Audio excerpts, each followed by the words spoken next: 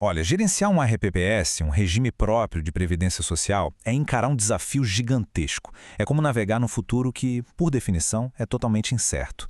O que está em jogo aqui é a segurança de milhares, talvez milhões de beneficiários. Então, a grande questão é como tomar decisões firmes hoje diante de um amanhã que não dá garantia nenhuma. E é essa a pergunta que vai guiar toda a nossa conversa aqui. Como é que alguém responsável por um patrimônio tão grande, de longuíssimo prazo, pode ter menos medo do futuro? A resposta, como a gente vai ver, não está em tentar adivinhar o que vai acontecer, mas sim em mudar completamente o jeito de se relacionar com ele.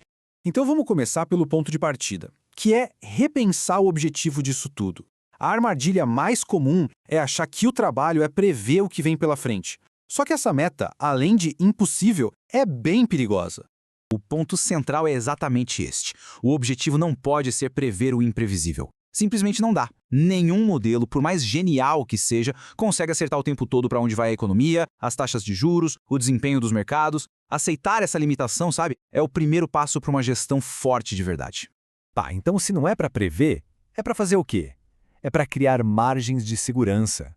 É sobre construir uma estrutura de investimentos que seja resiliente, que aguente o tranco, que tenha fôlego para absorver os choques e as surpresas que, pode ter certeza, o mercado vai trazer. E a ferramenta para construir essas margens de segurança tem nome: análise prospectiva. E o melhor jeito de pensar nela não é como um cálculo frio, e sim como um verdadeiro bate-papo com as possibilidades que o futuro guarda para a gente. Essa ideia de dialogar com o futuro em vez de ter medo dele, isso muda tudo. É aqui que a ansiedade dá lugar para a preparação e o medo vira estratégia. É uma virada de chave fundamental na mentalidade. E a diferença fica muito clara aqui. De um lado, essa mentalidade antiga de prever, que é correr atrás de uma certeza que não existe e que só gera fragilidade. Do outro, a abordagem mais moderna, de projetar.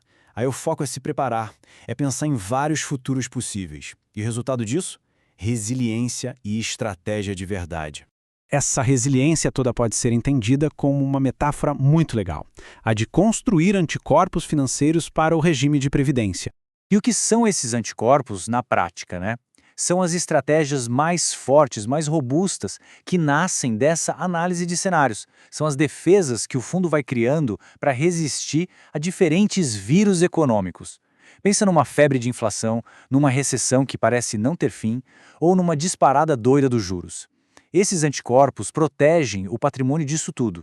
E como é que a gente constrói esses anticorpos? O processo tem 3 etapas bem claras. Primeiro, antecipar as possibilidades, ou seja, imaginar futuros diferentes. Segundo, entender os riscos de cada um desses futuros. E por fim, com base nisso tudo, desenhar estratégias que aguentem o tranco não só num cenário ideal, mas em vários.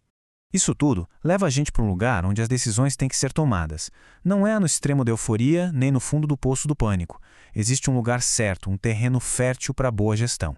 O mercado é tipo um pêndulo, sabe? Fica o tempo todo indo de um otimismo exagerado para um pessimismo que paralisa. Um gestor responsável não pode se deixar levar por essa montanha-russa de emoções. É exatamente nesse meio de campo que a gente encontra o terreno da prudência. É aqui que as decisões responsáveis nascem e crescem, longe do barulho e da emoção do momento. É o lugar do equilíbrio, da visão de longo prazo. Isso nos leva a um ponto bem prático. A política de investimentos do fundo não é só um documento técnico cheio de planilha. Ela é a materialização dessa prudência. É um trabalho que mistura a técnica da análise com a sensatez, o bom senso da experiência. Chegando aqui na nossa conclusão, é fundamental entender que todo esse exercício de olhar para o futuro é, na verdade, uma baita declaração de responsabilidade com o agora, com o presente. É importante deixar isso bem claro.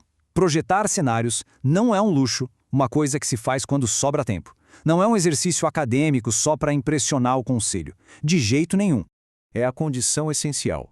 É o que faz com que o regime se mantenha de pé, equilibrado, solvente, não importa o que aconteça lá fora. Se o mundo acelera, freia ou muda de direção do nada. É o alicerce de tudo.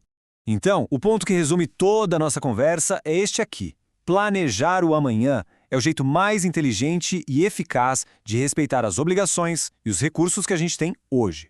No final das contas, é cuidar do futuro para proteger o presente. Bom, então chegamos ao ponto final. Se o porquê de tudo isso ficou claro, a grande pergunta que fica agora é o como. Como é que toda essa filosofia se traduz em alocação de ativos, em limites de risco, em decisões reais, lá na política de investimentos? Fica aí a reflexão para os próximos passos.